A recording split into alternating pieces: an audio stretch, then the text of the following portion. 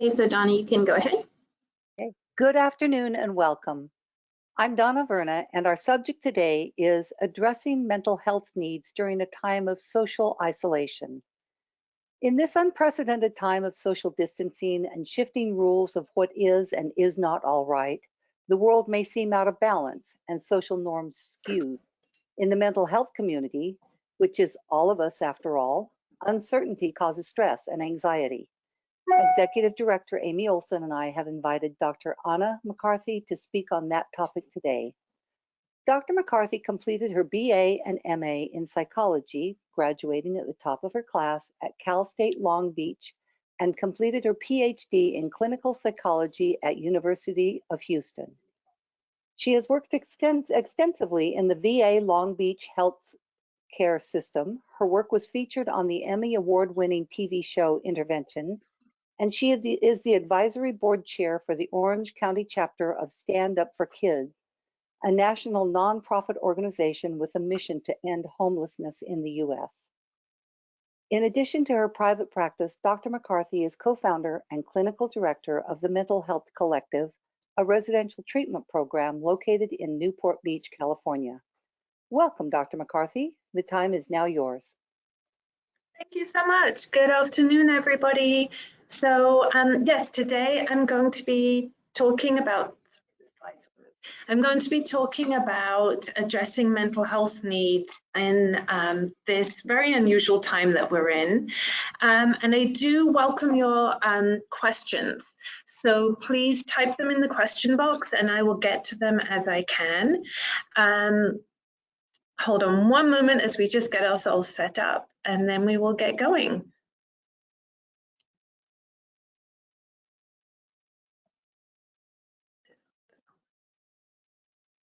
Okay, perfect. So yes, as you just heard, I have a PhD in clinical psychology. I have a private practice in Newport Beach where I see patients, and I'm also the clinical director of the Mental Health Collective. So let's get started.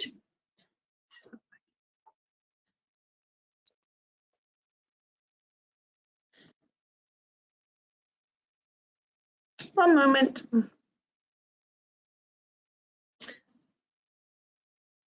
We're just figuring out our slides. And apparently we're having some problems with the audio cutting in and out as well. One moment, please.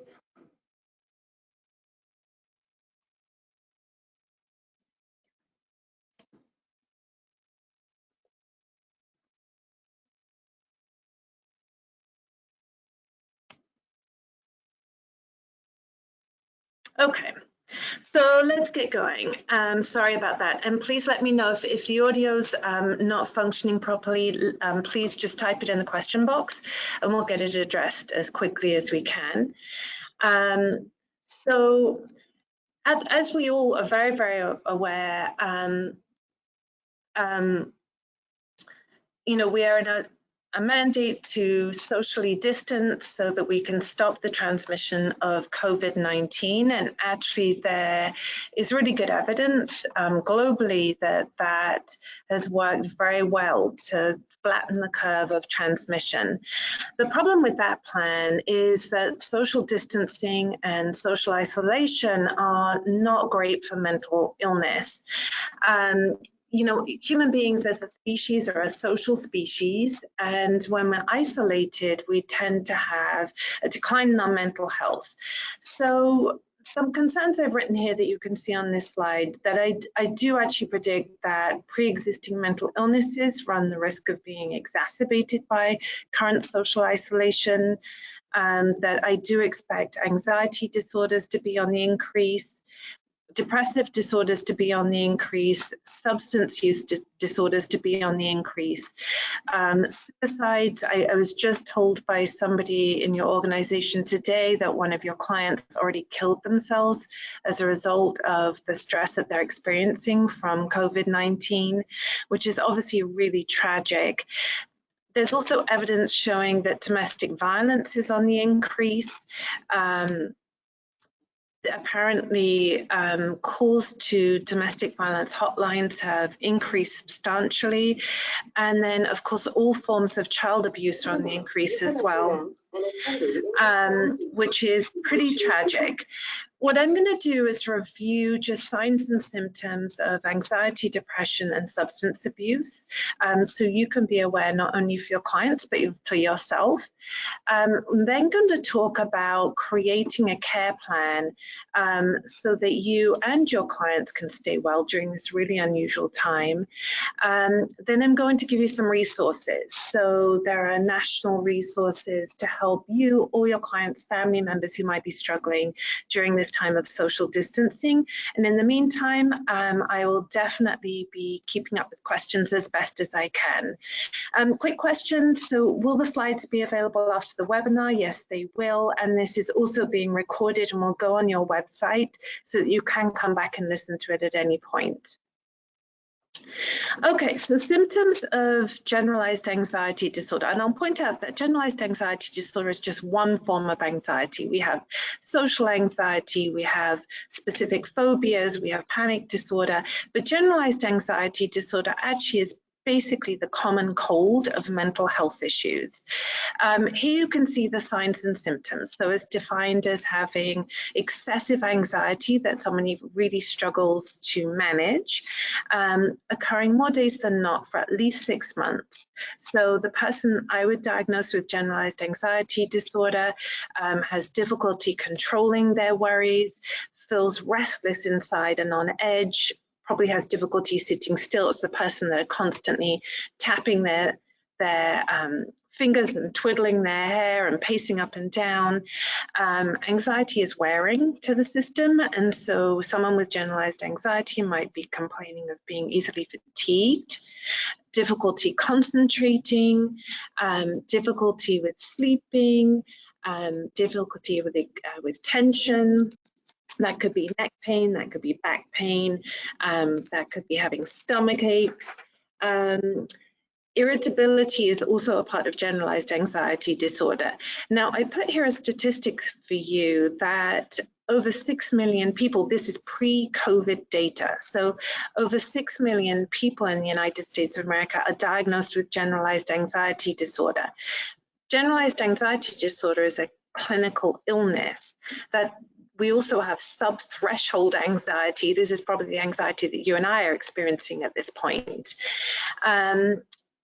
Next on our list, I've put here, why is generalized anxiety disorder a concern during these social distancing mandates? Well, there's lots to worry about for all of us, and we don't want to deny those worries. You know, there are worries about illness and death right now. There are certainly economic worries. So small businesses, non-essential businesses closing down. Can they, you know, carry on paying rent for their business? I just went on a walk this morning and saw a business close to where I live clearing out their shop, very obviously moving out. They've already folded and we're just a couple of weeks into this. Why else is generalized anxiety disorder a concern? Social isolation. So I'll say this probably 5 times during this presentation. Social isolation is a great plan to stop the spread of disease. It's a great plan for you to recover from physical illness. It's a really bad plan for all mental health issues. Why? You don't want to get left alone with your worries.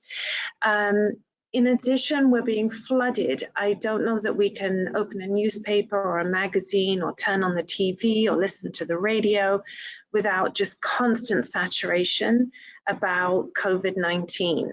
People don't actually talk about anything else very much anymore. So when we don't have capacity to distract ourselves from anxiety, when we're isolating and when we're inundated with information about something that's causing a lot of worry, then our anxiety is going to get worse. So let me see what else I put down here. Yeah, I mean, another part of this is that we have naturally, as human beings, as a species, we have fear of the unknown. We like what is known to us. That gives us stability and mental well-being. This is a time of unknown and uncertainty. And then we've lost control over many, many aspects of normal day-to-day living. So the things that giving us meaning and purpose and joy and fun, many of those things have been taken away from us right now. And then for people who perhaps were going to see a therapist or a psychiatrist to work on their mental health issues, often those have now been switched to telehealth, and so there's a lack of access to face-to-face mental health care at the moment. Okay, another issue that I do anticipate is probably going to get worse in the midst of our current crisis is depression. So we've written here again, signs and symptoms of depression. Again, just like with anxiety, major depressive disorder is a clinical illness. Can you feel down? Can you feel anxious and not have a clinical illness? Yes, you can, right? It's normal to have some worries. It's normal to feel a bit down or blue, especially at the moment. This is something different. So this is a depressed mood almost every day for at least 2 weeks. This is someone that can't snap out of it. This is somebody who no longer experiences joy and pleasure in activities that used to bring them joy and pleasure. This is somebody with significant weight loss or significant weight gain, someone who can't sleep through the night anymore or can't stop sleeping, who's sleeping 15 hours a night but still feeling exhausted during the day. This is somebody who's concurrently feeling worthless or experiencing really excessive, inappropriate guilt. Somebody who can't concentrate on things they should be able to concentrate on, like a magazine or a book or watching a movie. Somebody who can't make decisions easily. So again, if you're thinking, oh my gosh, this is me, no, this is the person who would go to a restaurant and look at the menu and for the life of them couldn't pick an item off the menu. That's the level of indecisiveness I'm talking about. And then unfortunately with with major depressive disorder, there also can be thoughts of suicide or attempted suicide. I've put down here a statistic from the National Institute of Mental Health. So 16 million people in 2016 experienced one major depressive episode. Again, this is pre-COVID data. We don't really have reliable data right now about what's going on with mental health in this country now. And unfortunately, we do know, we have very solid clinical research showing that with each major depressive episode somebody experiences, they're likely to go on and experience another one. It's sort of like a snowball that turns into an avalanche. So why is this a worry right now? Well, I'll tell you, and this is a little bit technical, but we're going to come back to this as well later on. But Division 12 of the American Psychological Association has said that something called behavioral activation is an empirically supported treatment for depression. And I'm going to explain all of this to you. So we have medications like Prozac, we have therapy, cognitive therapy. Behavioral activation is really a therapy that includes strategies for a client to increase social connection, increase daily fun and pleasure, increase activities that give a sense of daily meaning and purpose and mastery, and to stop social withdrawal. The trouble with depression is when people are exhausted and feeling down and they're not actually feeling pleasure from things that once used to be pleasurable, they're cutting themselves off from opportunities for what we call positive reinforcement. So what's positive reinforcement? It's when I say hello to you and you smile at me with a big smile and say, hey, it's so great to see you. Or it's when your kid says, I got an A on my report card, and you say, that's a great job. I'm going to buy you a treat as a reward.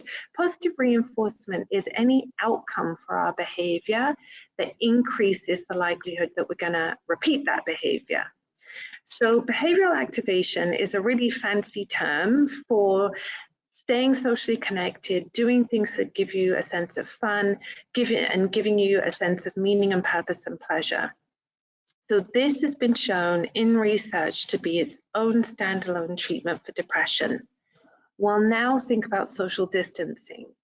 It cuts people off from social connection. It cuts people off from the things that typically have given them fun and pleasure and meaning and purpose and mastery. It puts people into a state of social isolation and withdrawal. And this is why I think major depressive disorder is most likely to increase during this time of social distancing. Someone had asked me about stress eating. Lynn, I'm going to get back to you. We're going to talk about that later. Good question. Okay, another thing we're going to talk about is symptoms of substance use disorders. So this again is something I think that is going to become a problem during this time. In fact, I was just reading an article this morning. It was sort of an industry article for people who distribute beer and wine and liquor.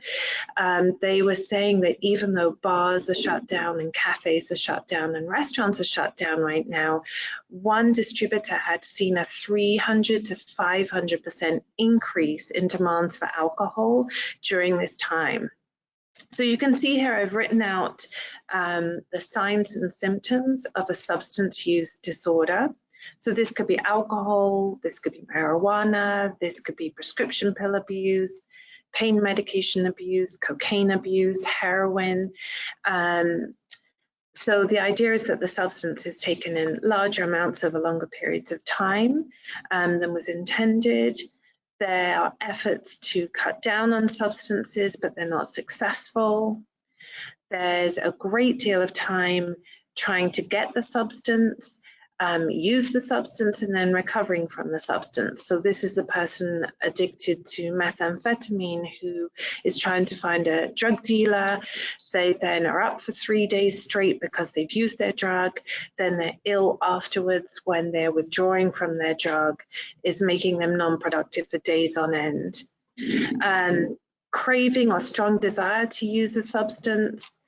Guys, let me know if there's a problem with the hearing. With the sound, and we'll do our best to fix it. Somebody who's in the throes of a substance use disorder, they're not doing well at work, they're not doing well in school, they're not doing well with relationships because their desire for that substance is taken over their desire to take care of their responsibilities. Other signs of substance use disorders, so somebody is incurring relationship problems, psychological problems, so they know their depression or anxiety is getting worse, physiological problems, their physician has said, hey, if you keep drinking, you're going to damage your liver, but they keep doing it anyway. Activities are given up so that they can keep using, and then there are these issues of tolerance. So the person who is drinking more and more and more to try and get the same level or the same effect, or the person who's drinking the same amount and they're feeling no effect whatsoever. Their body is learning to tolerate that substance. I once had a patient years ago who would take 12 Ambien. Ambien is a sleeping medication. She would take 12 Ambien in the afternoon before her children came home from school just to try and cope with parenting in the afternoon. If you and I took 12 Ambien, we'd probably be in the emergency room right now having our stomach pumped. She had built up tolerance, so it really didn't impact her the way it would impact us. We'd probably be overdosing. The other issue with substance use disorders is withdrawal. So if someone normally is having a glass of wine with dinner, they're not going to feel hungover the next day, they're not going to be shaking, they're not going to be vomiting or complaining of headaches. Somebody with a substance use disorder, they're going to have a withdrawal profile when they stop using that substance. So again, pre-COVID data, 17 million people in this country met criteria for what we call alcohol use disorder. We used to call that alcohol dependence. We used to call it addiction in 2013. Again, I suspect that this number is going to go up in the coming months.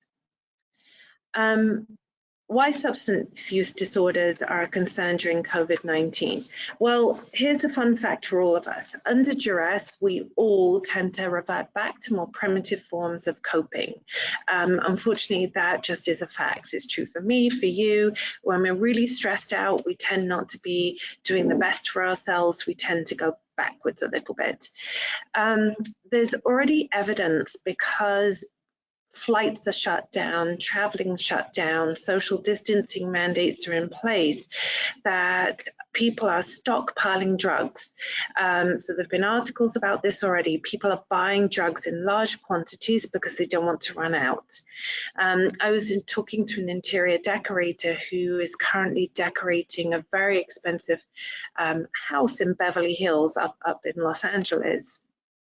And while some people are stockpiling toilet rolls, this person was stockpiling boxes and boxes of vodka, is what they'd had delivered, and they were stashing them in their garage because they don't want to run out. To me, this is really an indicator of addiction. Other issues, because illicit drugs are in short supply right now, there's evidence that drugs are being cut with other toxic substances. So, for example, somebody buying cocaine, they want a baggie of white powder. That powder could be cocaine. It could be some other filler that's been mixed in with the cocaine that could or could not be highly toxic to the human body. So we suspect that overdoses are going to increase. There are really concerns about if people suddenly stop using drugs. For example, somebody with a really heavy alcohol use disorder, if they suddenly stop using alcohol, they can actually have seizures and die. It's a really serious thing. So when we're transporting people to residential treatment programs and they're really a heavy drinker, we'll actually encourage them to keep drinking until they're under medical care, and we can engage in medical detox, again, because they could suddenly have a seizure and die. The other concern with substances is that if people have stopped using substances, they typically, when they start using substances again, go back to their old dose. So remember we talked about tolerance. So the person, if she stopped using 12 Ambien, again, that's enough to put us in the emergency room. If she stopped for a while and then suddenly picked that back up and used 12 Ambien again, the tolerance would have gone away. She's very likely to overdose and end up in the emergency room. Other issues around substance use disorders, as these distancing mandates have been put in place, 12-step support groups, so AA, Smart Recovery, other community-based recovery meetings and support groups have stopped being held live because we're not supposed to be congregating in groups. There are internet versions, there are remote versions, but when you can't congregate with a group of human beings who are supporting you and encouraging you, it adds to your sense of isolation, it adds to your stress. Any questions so far about either generalized anxiety disorder? Remember, that's a different thing than just having normative worries. Major depressive disorder, and again, that's a different thing. That's an illness. That's not just feeling down in the dumps or blue for a couple of hours or a couple of days. And then substance use disorders. Again, it's a very different thing than having a couple of glasses of wine at dinner time. But any questions about those three things, feel free to type them in your question box and I will do my best to answer those questions. Okay, nothing so far. Okay, so let's talk about, okay, one question.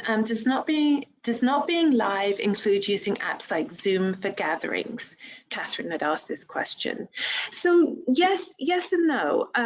You know, yes, using Zoom or FaceTime or Skype, certainly you get sort of the flavor of that, but I don't know if you've ever done a group Zoom meeting and you can't really see everybody all at once. There's a quality that's missing.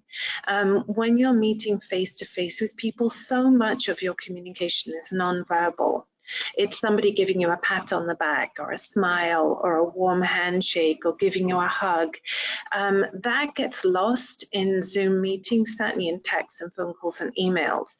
So is it an approximation? Is it helpful to do it now? Absolutely. But is it really the same? Not quite. But still, I absolutely would encourage people to do that rather than isolating at home and not having a plan for their social needs. So again, we've talked about some of the mental health issues that I think are probably going to spike in the next couple of months as we deal with social distancing and getting this physical illness contained and under control. But there are things that we can do. So we want to create what I call a COVID-19 care plan. You can call it anything that suits you, but we want a plan of action. Let's talk about why. So there was some really interesting data that happened after 9/11. And you can see this photograph right here. This was taken in the streets of New York after the towers had collapsed. And you can see this huge, huge dust cloud heading towards these people. But what you can actually see, and what I really want you to notice, is that all of these people were taking action. They were running for their lives. This is actually a really, really interesting finding. So somebody by the name of Bessel van der Kolk, he's a psychiatrist. He wrote a wonderful book called The Body Keeps the Score, which I highly recommend. He actually was reporting data on this, and he said that effective action ends a sense of threat for us in our adrenal system. So he's talking about that fight or flight response we all have, that sense of panic when we either want to run for our lives or fight for our lives. He said taking action ends all of that adrenaline and all those cortisol, those stress hormones charging around our body. Conversely, immobilization keeps that body in a state of inescapable shock and learned helplessness. So when you're in a traumatic circumstance and you feel like there's nothing you can do, it keeps you in that state of fight or flight. So really, really interestingly, he said, you know, there are endless photos like this of New Yorkers who ran home. They ran across the Brooklyn Bridge. They ran to safety. And after the fact, when they went back to try and measure rates of post-traumatic stress disorder, New Yorkers actually had really much lower than expected rates of PTSD. And the thought was that because they actually took action, it shut down all of those stress hormones and actually acted as a buffer against developing a mental illness. The only cohort of New Yorkers who had the higher rate of PTSD were people who ran home to circumstances in which there was domestic violence. So there they were trying to escape trauma, and they ran home to trauma. There was no safety. They're in a place of learned helplessness. It didn't matter what they did do or what they didn't do, they were going to be in trauma. They, you know, unremarkably, unfortunately, then went on to develop post-traumatic stress disorder.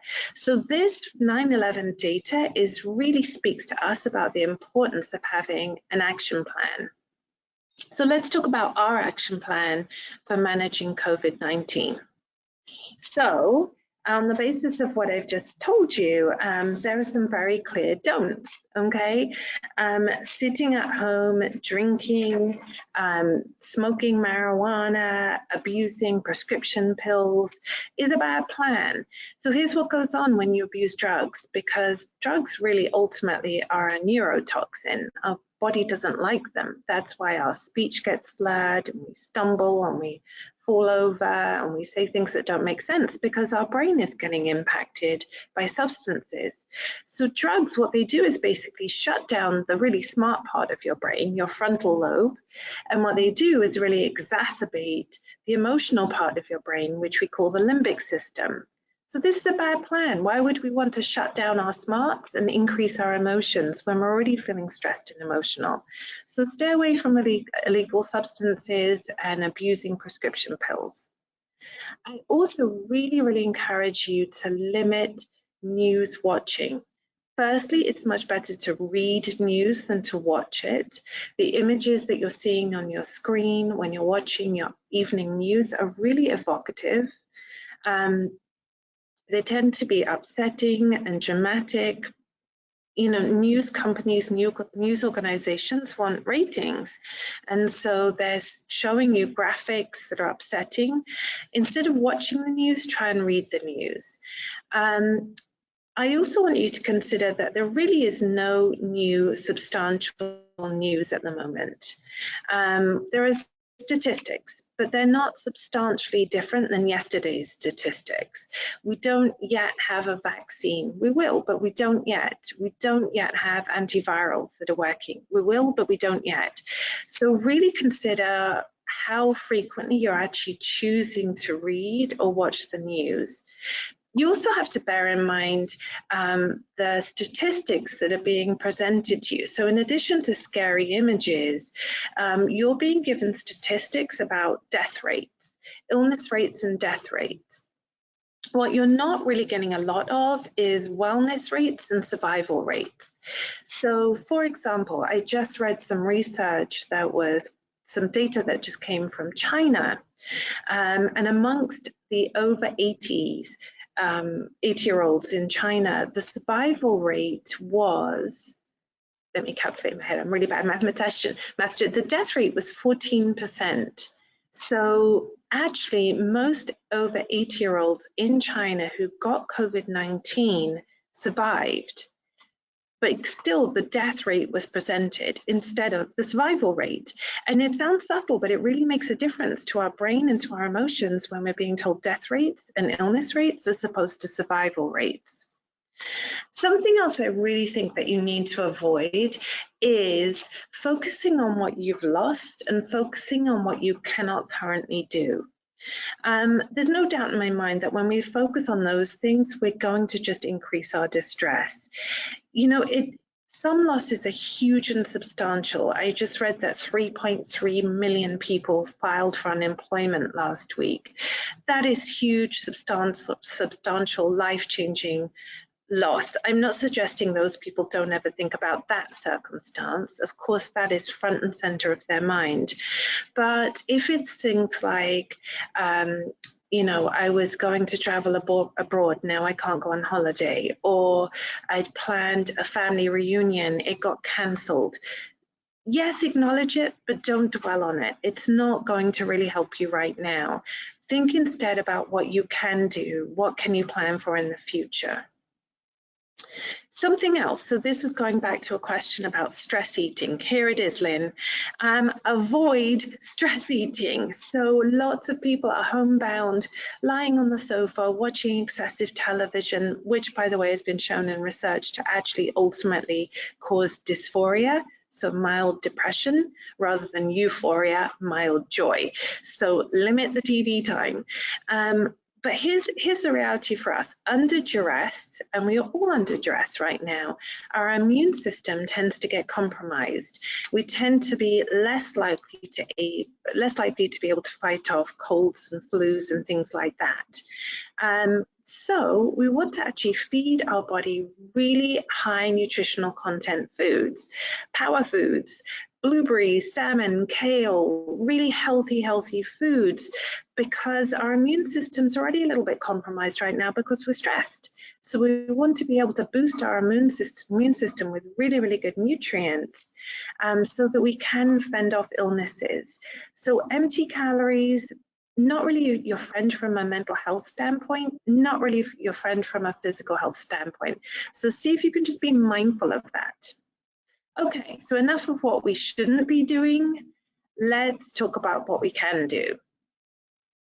So in my home, a couple of weeks ago, we created a daily care plan.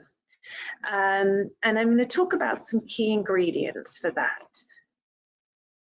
So again, if we have a daily well-being plan, it helps us focus on what we can do rather than what we can't do.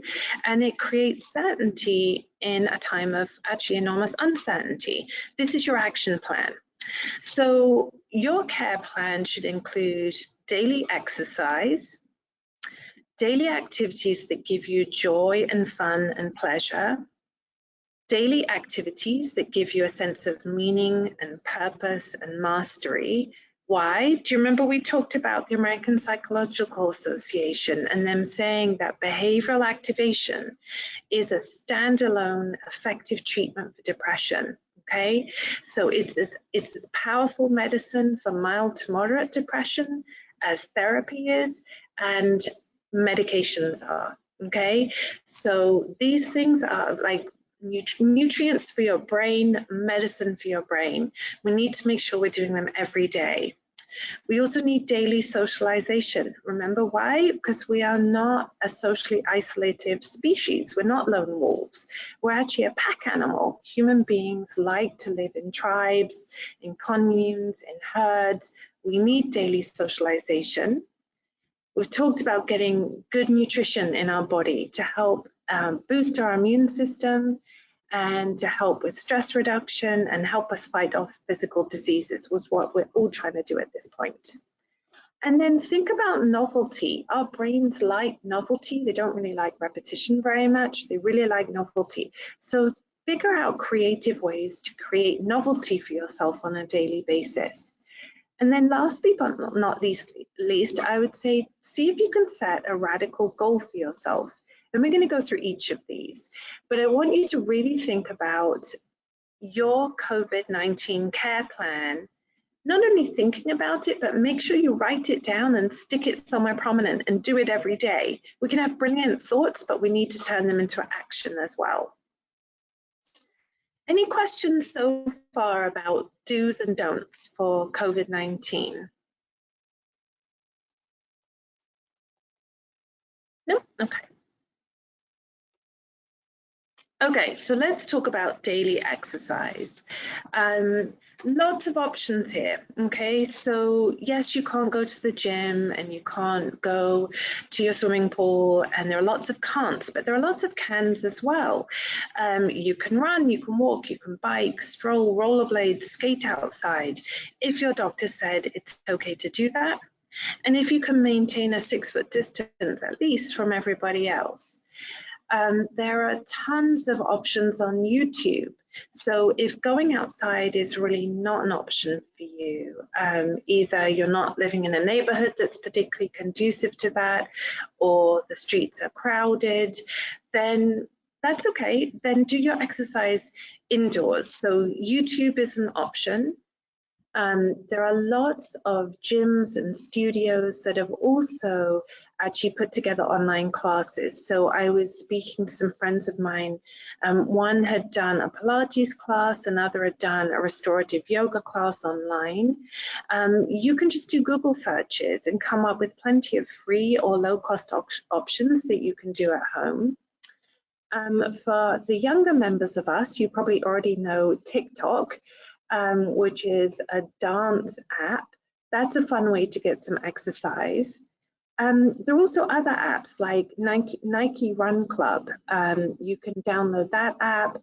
It will give you training plans. It will give you coaching. It puts together playlists so you can run along to good music.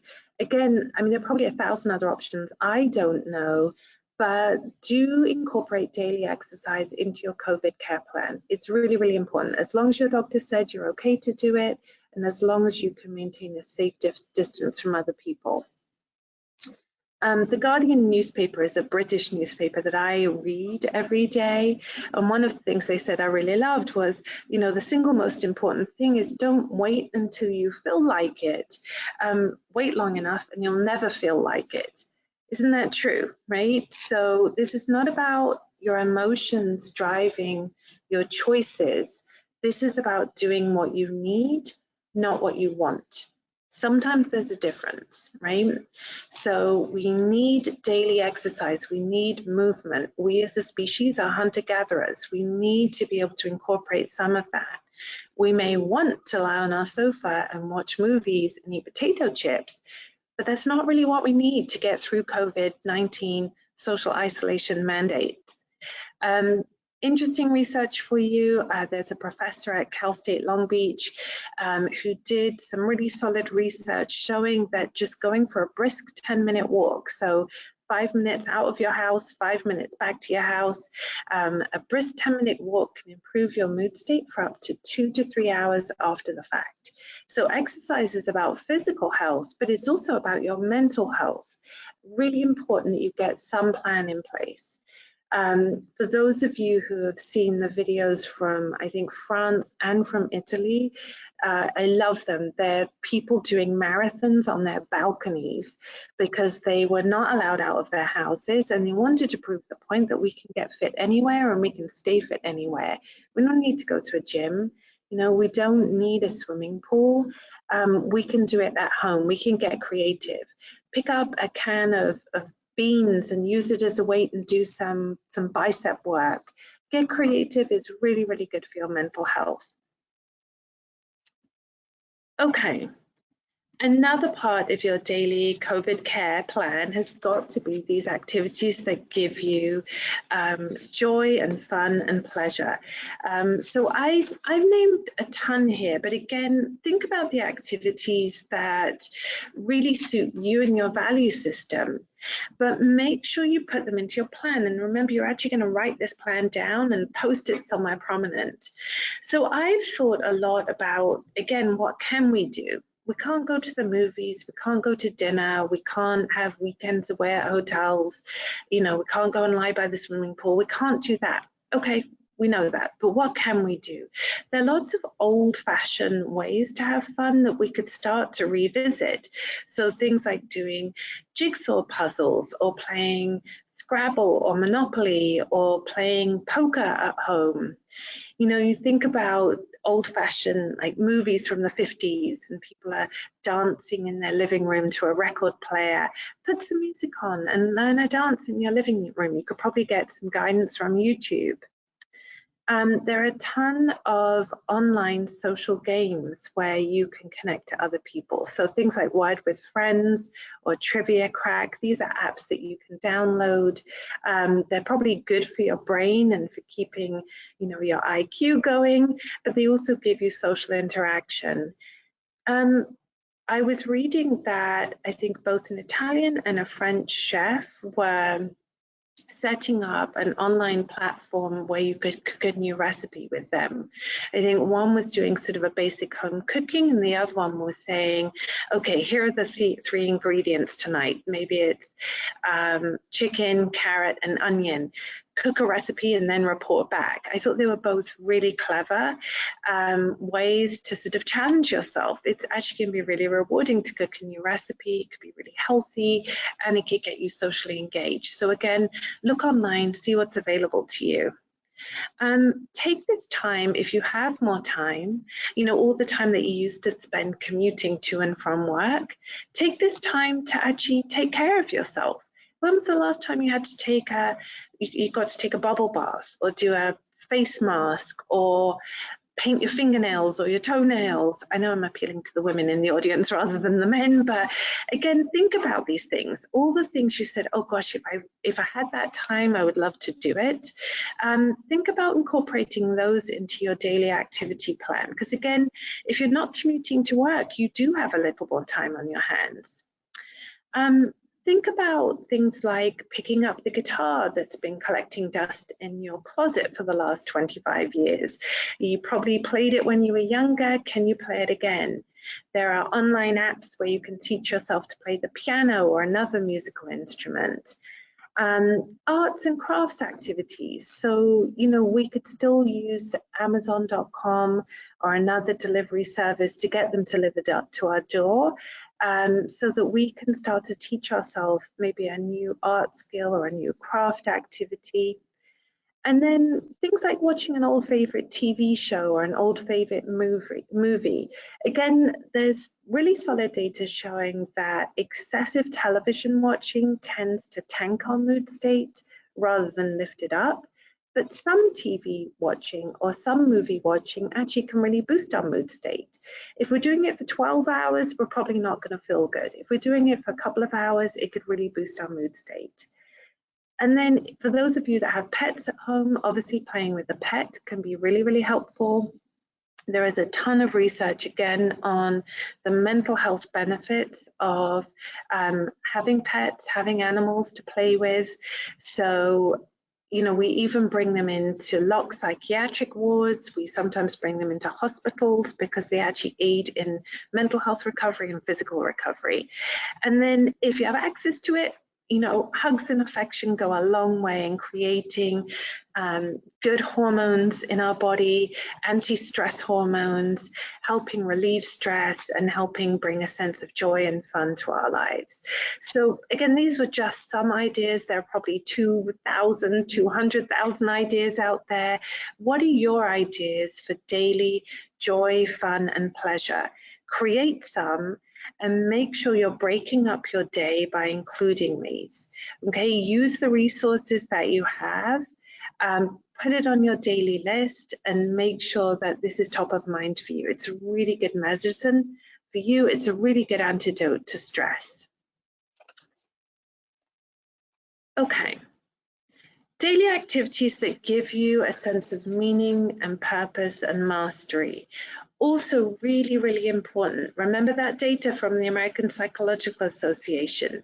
Doing these activities for mild to moderate depression, just about as effective as going and paying a therapist or taking medication, okay? This is medicine for your brain, so it needs to go on your daily care plan.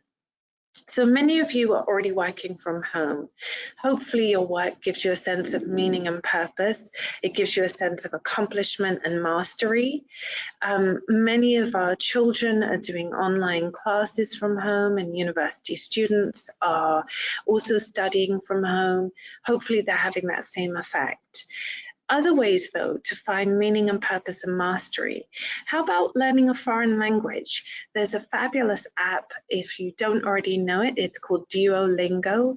The person who created it basically wanted to have this app available to everybody for free across the globe, talked about the benefits, the employment benefits of being multilingual. He wanted people to be able to be self-sufficient and earn an income and be employed. And so he wanted this app available to really everybody for free across the globe. My daughter currently, she's 15, she's teaching herself French on a daily basis, gives her a sense of meaning, gives her a sense of mastery. How about brain training exercises? So there are lots of apps out there. One that I like is called Lumosity. So it's all sorts of little fun games. You can do it on a daily basis again to keep your brain engaged, to test all sorts of your brain skills. Again, this is one. There are probably hundreds others that I'm not even aware of. So if those things don't feel like they're right for you, how about doing things around the house? So I've had a couple of friends who've told me that for years they've said they need to clean out their closet. They've got clothes that they never wear. They always think they're going to get to that task. They don't because life is too busy. I know that probably half of you have had the same thought. Why don't you think about making time for that? Again, you are saving time because you're not commuting to work. Use that time to engage in a home project like that. And then you can donate those clothes to charity and actually help people who have less than you or I do and feel really good about that as well. I've had people cleaning out pantries and saying, you know what, as silly as it is, it really felt rewarding by the time I'd bought glass jars and organized my pasta and my rice and my potato chips and all these other things and labeled them. And they're like, I open up the cupboard and it just looks really pleasing. Give me a sense of purpose. It gave me a sense of mastery. Really made me feel accomplished. These small things can do that. You know, the laundry or paying bills or organizing things can really give us a little sense of mastery. It's good for our mental health. Other ideas, how about, you know, you're in the business of financial planning, but for many of us, we've talked about getting financial plans going and it ends up on the bottom of the to-do list because life gets busy. But financial planning, as we all know, as you all know, because it's your passion and your line of work, so important. We should be encouraging people to make time to do that. How about things like organizing those photos you put in a shoebox, again, at the back of the closet, turning them into a photo album? You haven't had time to do it, but that could be really, really rewarding for you. Or cleaning out your car. I have a lot of friends who are parents and they take out their kids' car seats, and there's all sorts of toys and goldfish crackers and half-eaten cookie bars and all sorts of things stuck under the car seat. People don't have time for that stuff usually. Again, put it on the to-do list. It can give you a sense of mastery. You know, organizing the garage. The list is endless. When was the last time you looked in your attic? Who knows what's going on up there, but you could take that on as a task. And then lastly, I wanted to mention that there are a number of organizations, national organizations, that have hotlines or what we call warm lines. There are organizations that are starting warm lines to try and reach people who are feeling really, really isolated. If you think you have a little extra time on your hands, you could sign up to be a mentor or a listener for a warm line or a hotline. I'll give you some of these organizations' email addresses and telephone numbers, contact information later on in this presentation.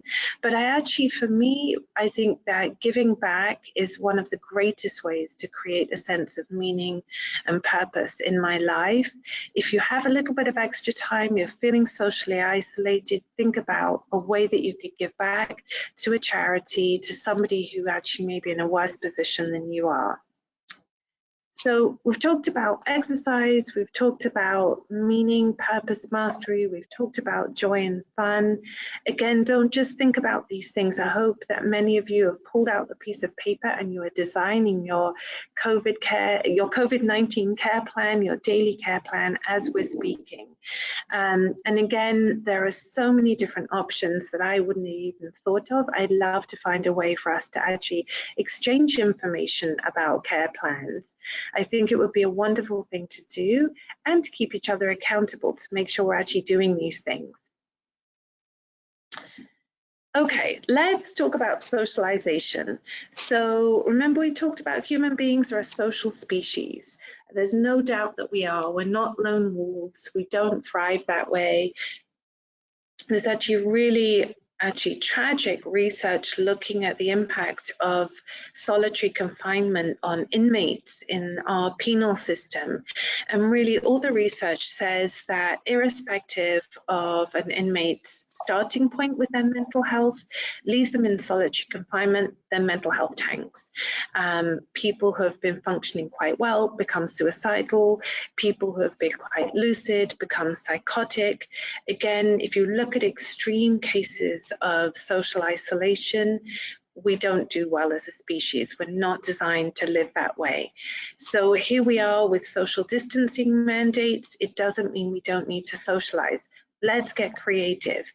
Again, I've just put down some ideas here. I'd love to hear ideas as well. They're really, really important. So FaceTiming. It's free for us, so make sure that you're making time during the day to FaceTime friends and family, even neighbors. We talked about earlier, is this as effective as getting to hang out with people, going to a party or going out to dinner with them? No, it's not quite the same, but it is an approximation and is something we have available to us right now. If you want to be able to see multiple people at the same time, platforms like Zoom, Skype, WhatsApp, and House Party all have kind of video conferencing where multiple people can join at once. So you can investigate those. There are actually free options for all of those. Other things, so other ways to get socially connected. Things like social games like Minecraft, Fortnite, Fight List, Words with Friends. Again, you probably know of a bazillion more of these. I just put down some ideas. So you think about a social game that you could get online. You can actually communicate with people that you're playing the game with, and you can still have some sense of social connection. Okay, what please. So other things. So I'm attempting to plan a remote movie night with friends. I've never actually used Netflix Party, but I've heard it's a way that you can all kind of sync up and watch the same movie at the same time and connect to each other. I'm going to try it out and I'll let you know how it goes. Calling a friend, it can help in times of social isolation. Somebody else I know started a chain letter. It's a chain email letter saying, send an uplifting quote or a poem or a photo to people on this list, and then sort of keep expanding the list. So if you like that idea, you can Google that and you can start that for yourself. Other things you could do, there are people doing remote dinner parties. So remember I talked about the chef in Italy, and then I believe there's one in France. There are probably plenty in Italy and France, but two in particular had started this online thing where you could cook with them every evening. You could cook a new recipe or cook with certain ingredients and then kind of communicate about the dish you came up with. So I like the idea of that. There's a lot of creativity around that. Signing up for an interesting webinar. Well, 101 of you hopefully are finding this interesting. I'm not getting many questions. I haven't had any questions, so please feel free to ask questions. If we were in a room together, I would want this to be really interactive, so please fire away, but I'm not getting many questions in my question box. Other things like games that you can do online, like 20 questions games. Again, it's sort of old-fashioned fun that we may not have thought about because we are so used to doing other things. But those sort of old-fashioned fun activities are really quite available to us. And then I really think about calling colleagues, calling neighbors, calling friends, calling family members, because we are all in the same boat. Globally, really, we're all in the same boat. I have a good friend who works for a very high-end luxury travel firm. They do literally billions of dollars a year in business. He said they have 8,000 agents across the globe. In the last month, the 8,000 agents have sold 40 plane tickets. This is how that industry has been impacted. People are not going on vacation. They're not going to family reunions. They're not going for weekends away. Globally, we're in our homes. And so check on people, ask them, how are you doing? Okay, let me see. Thank you for these questions. Any suggestions as to how to redirect a client's misdirected action plan? For example, daily trips to the grocery store, overstocking, spending to the tune of literally thousands of dollars in the last week. Yes, Gary, that is a great question. I was just at Trader Joe's yesterday and I was talking to the guy at the checkout counter about this. Even though they've set limits on toilet rolls and kitchen towels and certain items, you only get 2 canned goods or 2 packets of rice at any given time. He said there are still people coming into the grocery store spending $500 at a time, and I just would steer people away from that. You know, hoarding food, I think honestly has created so much anxiety nationally. If we'd all just shopped as usual, I don't actually think we'd be in this place of food shortages or toilet roll crises, because these things are still readily available. And so initially there was such an overreaction. When I went to Trader Joe's probably 4 weeks ago, there were no granola bars, there were no nuts, there was no paper goods. You know, there was probably 65, 70% of the shelves were bare, and it was a huge overreaction. And then it turned into this big avalanche. So then people can't get goods. Then when they do have them, they're hoarding them. And again, I just think it creates needless anxiety. I wish everybody would just shop as usual, for their own needs, for their family needs, and then we wouldn't have this uptick in just huge anxiety. So I think going to the grocery store is a good thing, although bear in mind you're then putting yourself into an environment where you're in close contact with people. all the checkout counter people are just, they're touching your food, they're touching everybody else's food. I know lots of them are wearing gloves. I didn't see anybody changing gloves. So just bear in mind that I think as a social distancing plan, it's not a great plan. Anne just said you lost audio and said it's cutting in and out. If anyone else is having that problem, just indicate it. I'm not seeing that it is. It may just be an Anne problem. I don't think it's an everybody problem. Okay, what about some kind of treasure hunt within one's own home or on one's purse or in one purse to distract a client from wanting to go out shopping? I agree. I love that. Why not do something like that? A scavenger hunt around the home. Again, that's sort of like one of those old-fashioned entertainment ideas that we need to pull out and get going with. I don't know if this is a British thing, but when I was growing up, I'm going to date myself now, but when I was growing up at birthday parties, they'd do things like musical chairs, where you'd put all the chairs in the living room and you play music. And then when the music stopped, you have to sit down on a chair, but they would take a chair away. And so it became harder and harder to get on a chair. And the last person to sit on the chair was the winner. Really old-fashioned stuff. Again, I'm dating myself, but that kind of stuff is readily available and it's free. Yes, musical chairs, Stevie. I don't know if that's a British game or an American game, but it's free, it's doable. We'll probably all have a chair in our house or a cushion that we could do that kind of a game. It's silly and it just distracts us from all the stress of the world right now. So again, I'm not pretending I have all the answers in terms of socialization, in terms of fun, in terms of meaning and purpose. I'm just throwing some out there. Get creative. Pull out lots of ideas, share them with people. I think that's really, really important.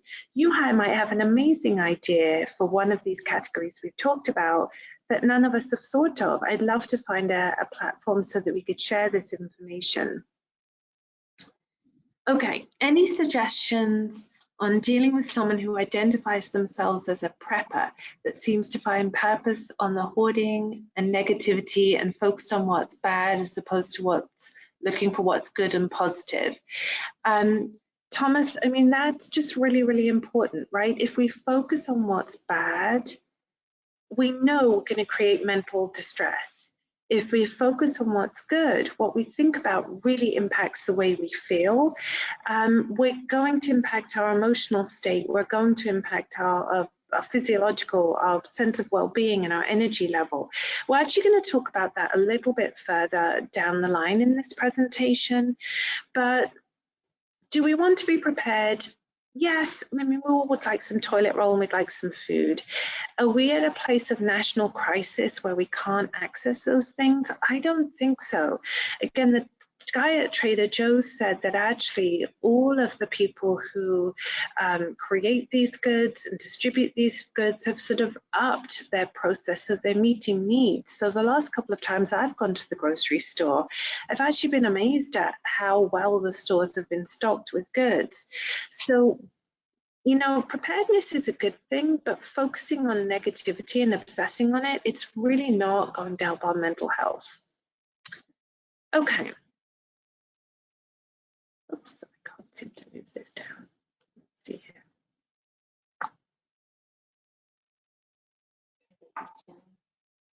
This one? Nope, not working. One moment, guys, having a tiny technical hitch. All right, we're going to move on. The slides will catch up with us in just a second. But remember I said, think about creating a radical goal for yourself. So in addition to exercise, fun, meaning, purpose, socialization, think about how do you create a radical goal? Wouldn't it be amazing 3 months from now to emerge from this feeling like you'd accomplished something that you really never thought you were going to accomplish? So I'll talk about this. We'll just get that slide up on the screen for you so you can see what I'm talking about. One moment, everybody.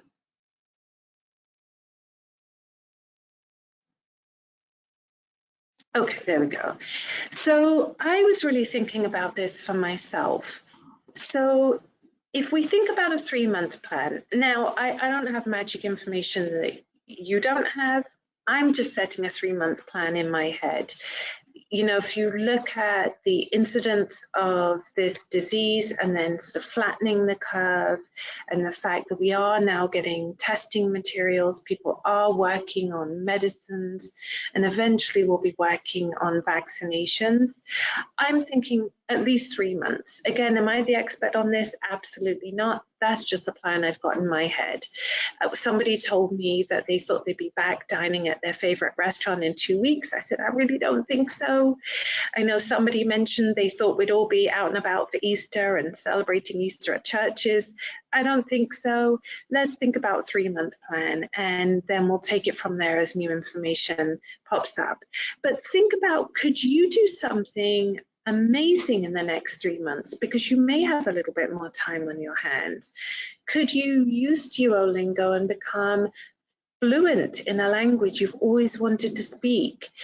I decided that I was going to train for a half marathon. And there are free online training plans. Again, Nike has an app that you can train with. It just gave me a focal point. I don't even know if anyone's going to be running or organizing a half marathon in 3 months from now. It might just be me on my jogging trail. I don't know. I can't know what's going to happen in 3 months, but I have set this agenda for myself. So it's a 12-week training plan. Could you learn computer coding? So I was reading an interesting article about that, people getting together to do computer coding.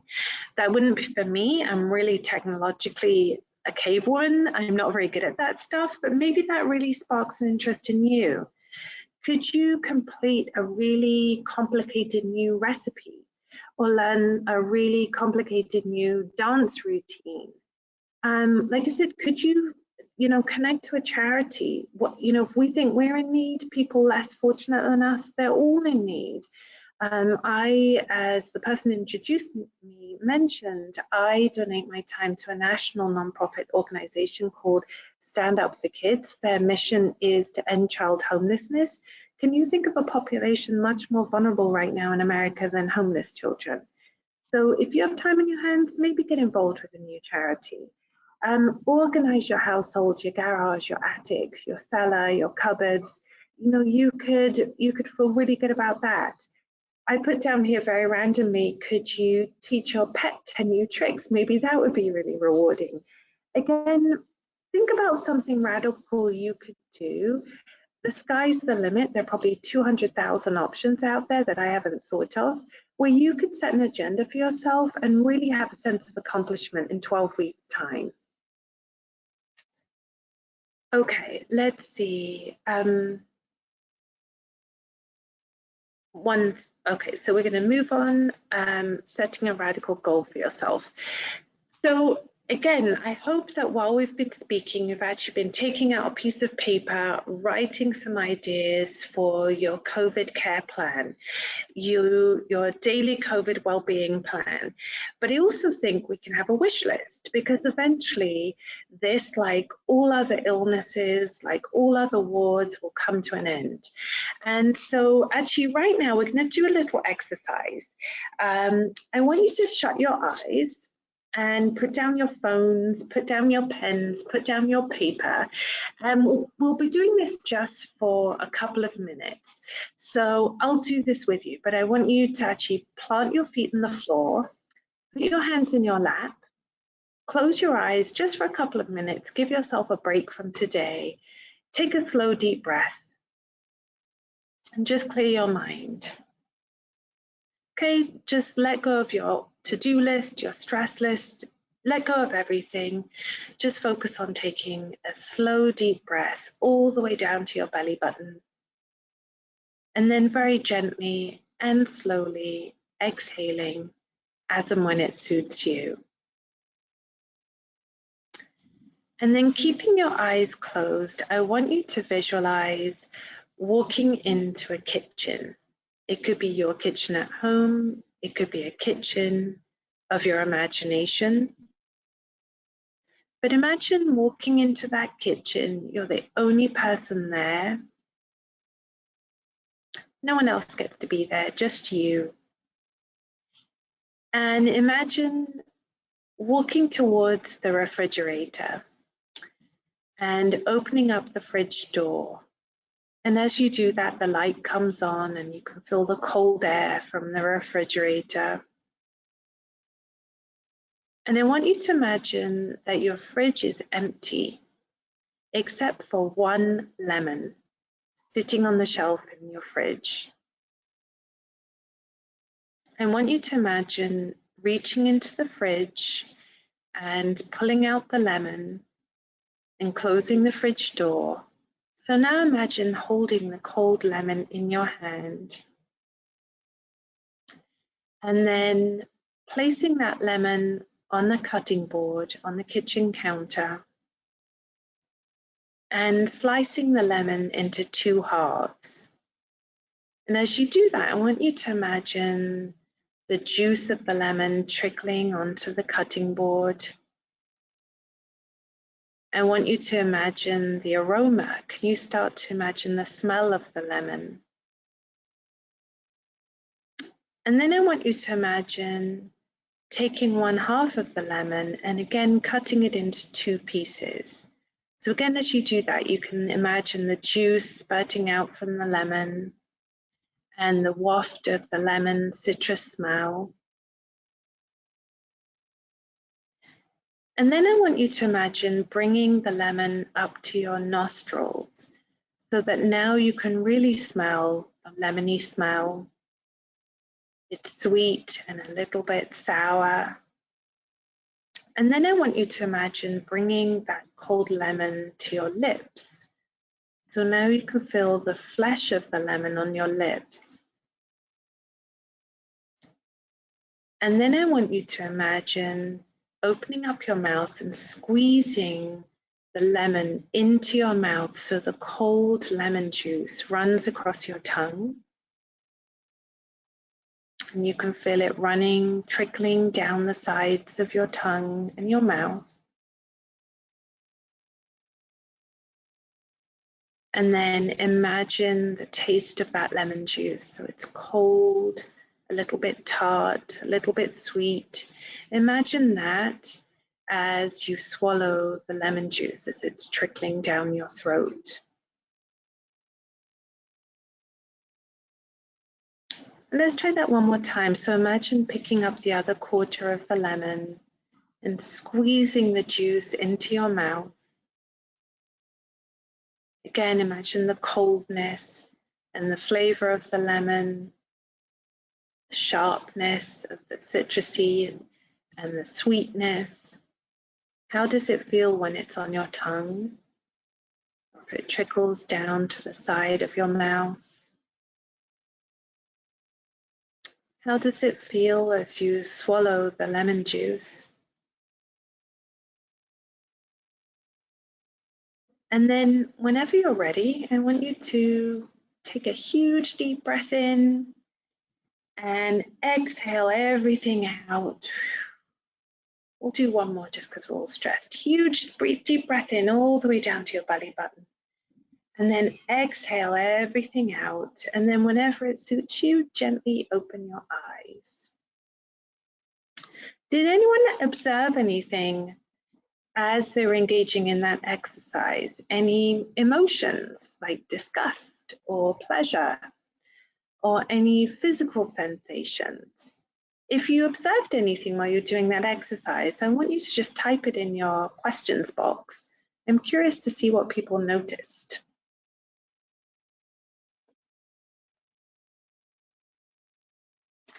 So Clarice said your mouth was watering. Did anyone else experience a watering mouth? Okay, pleasure. Someone was salivating. A sour face, so someone was like that because it's sour and tart. Someone else said they could taste the tartness. Okay, so some of you actually had a reaction to this. Yeah, someone else said they could taste the tartness and actually felt calmness. Amazing. Okay, Michelle's saying she could imagine the sourness in her mouth. So let's think about this. None of us had any lemons, as far as I know. We were merely closing our eyes and thinking about lemons. And some people said pleasure, some people said sour face, like, whoa, this is too sharp in my mouth. Some people could imagine actually tasting that tartness. You know, a lot of people have a reaction to that sense of sour. We were just thinking about a lemon for 2 minutes. Now, imagine if we're thinking about worst case scenario. This goes back to a question we just had earlier. Imagine if we're thinking about disaster and hoarding food and toilet paper and, you know, imminent distress and disaster. It affects our body, it affects our emotions. When we think about lemons and we can imagine sour, then we understand the power of our thoughts. This is the point of this exercise. I don't really need you to think about lemons, but it's really hitting this home, this idea, the power of our brain and the power of our thoughts to affect our emotions, to affect our bodily reactions. So why not invest in thinking about things that make us feel good? It's really, really important. So I, in addition to having my COVID-19 care plan that I'm following every day, that I have stuck on my fridge, mine is written in multicolored markers because I think brightness is a good thing. I also put together a post-COVID-19 wish list. At some point, this will be past tense. Life will bounce back. We won't be socially distancing from each other. So let's think about your post-COVID-19 wish list.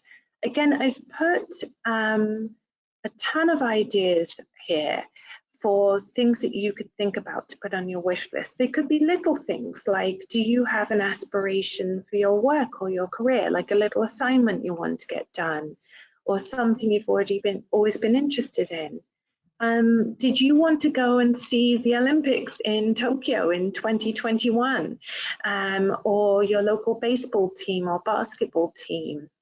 Did you want to participate in your pickup football game that you play every weekend, or your local basketball team that you joined?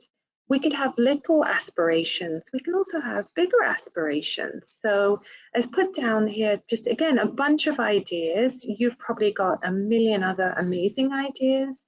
But think about, for example, I had to cancel a number of business trips that I was looking forward to and a number of conferences that I was going to present at, as well as a number of personal trips for pleasure. So I was supposed to be in Paris for spring break at the beginning of April. Obviously, that all got cancelled. But you know what? It's on my post-COVID-19 wish list for sure. So I have airline credits that I will be using up at some point, and I know I'll make sure I'll get myself there.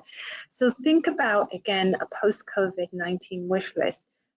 We have power with our thoughts. We can actually bring ourselves down and create stress, or we can lift ourselves up.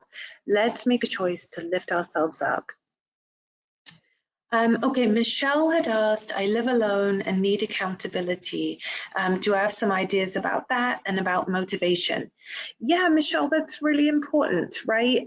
So you live alone, but you're not alone. You are a social species, you're a member of the human race. You've clearly got colleagues here that you can reach out to, maybe neighbors, maybe friends, maybe family members, some loved ones, children. If you want accountability, see if you can create some. So with my half marathon training plan, I actually printed, again, a 12-week training plan, and I posted it here at the Mental Health Collective and asked colleagues if they wanted to sign up and do the plan with me.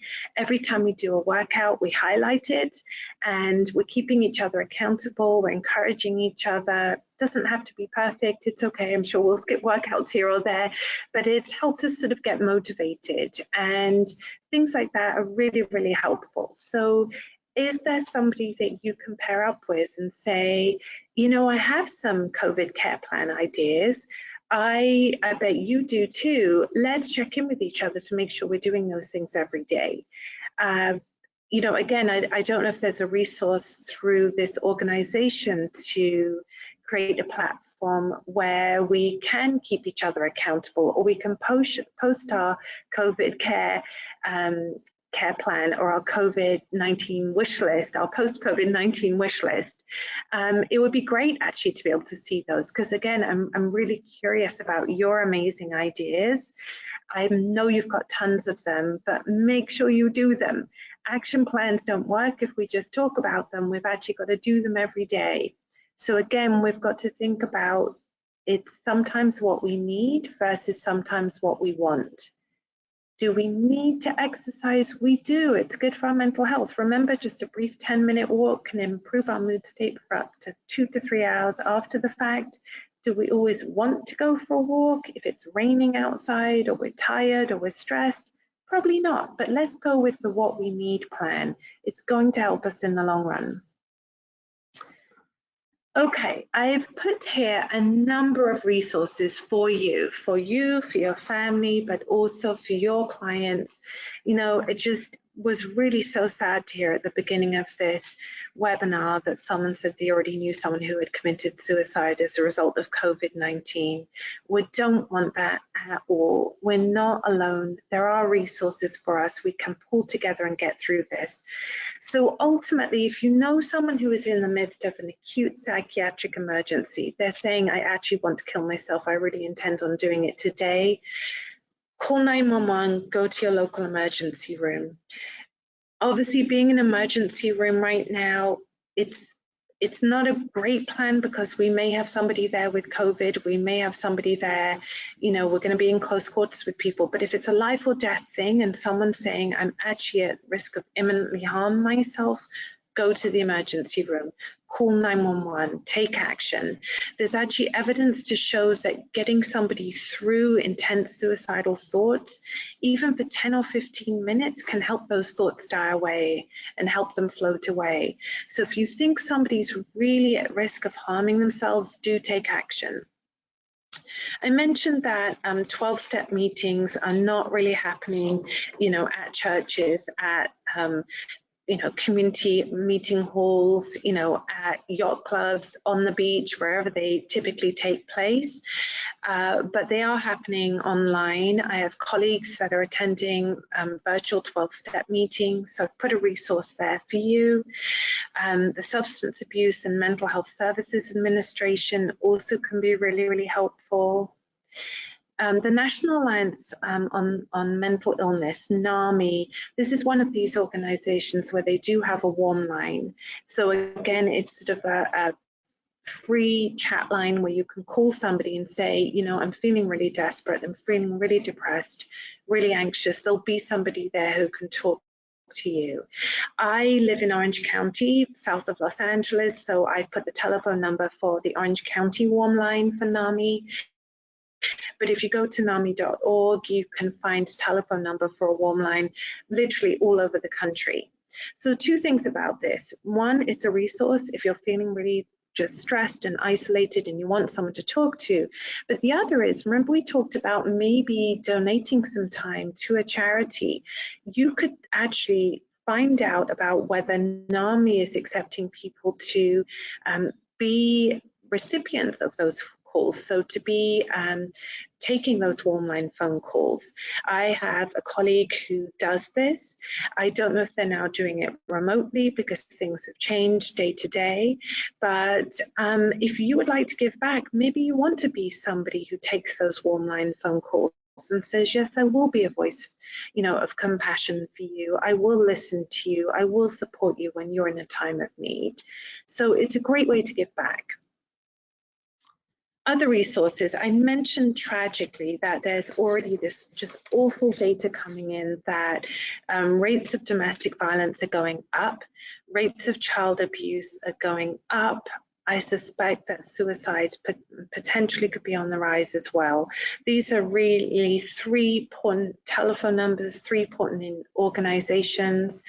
As I was looking at these resources, as I was writing these PowerPoints, I wanted to make sure that people recognize that many of these services can be provided in English, in Spanish, and in a multitude of other languages, as well as providing services for hearing impaired. So if you go to the website, you should be able to see details about the languages in which these services can be provided.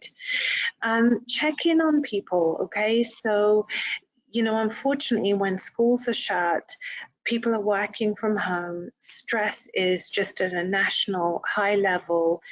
People are engaging in regressive behaviors. They're not using their best coping tools. Like I said, substance abuse is probably going up.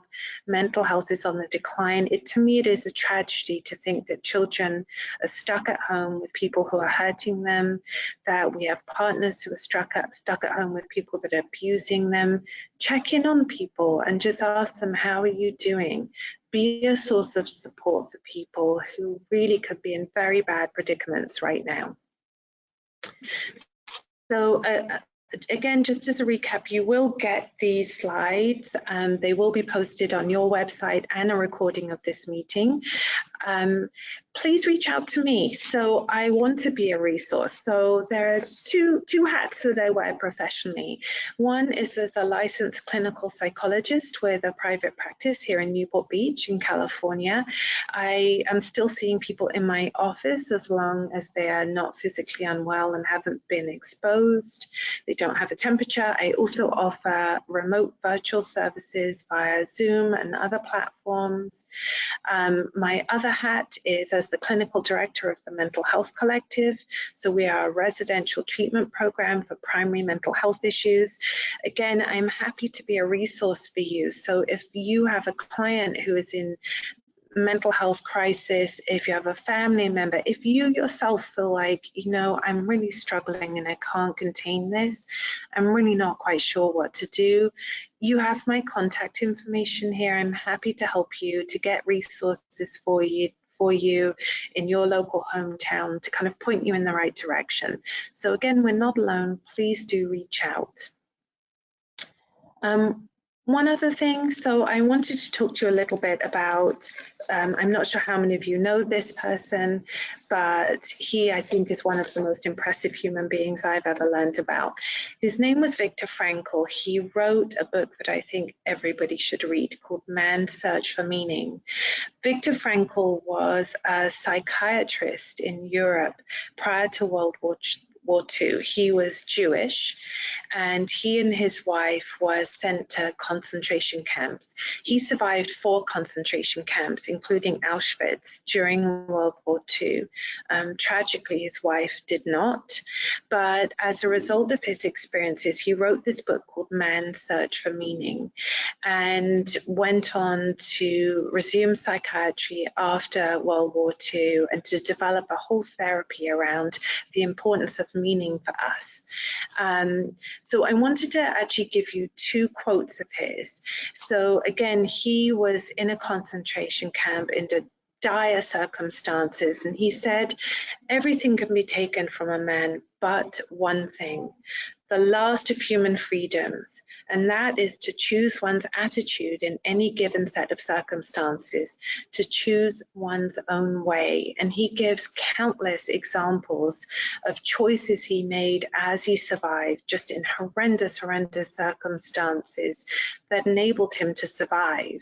He talked about people making choices and finding meaning in these circumstances. So for example, people who gave away food to other prison camp inmates, not because they weren't starving themselves, not because they weren't malnourished themselves, but because the act of giving gave them a sense of meaning and purpose, and enabled their survival more than the 5 calories they would have eaten that would have enabled their survival.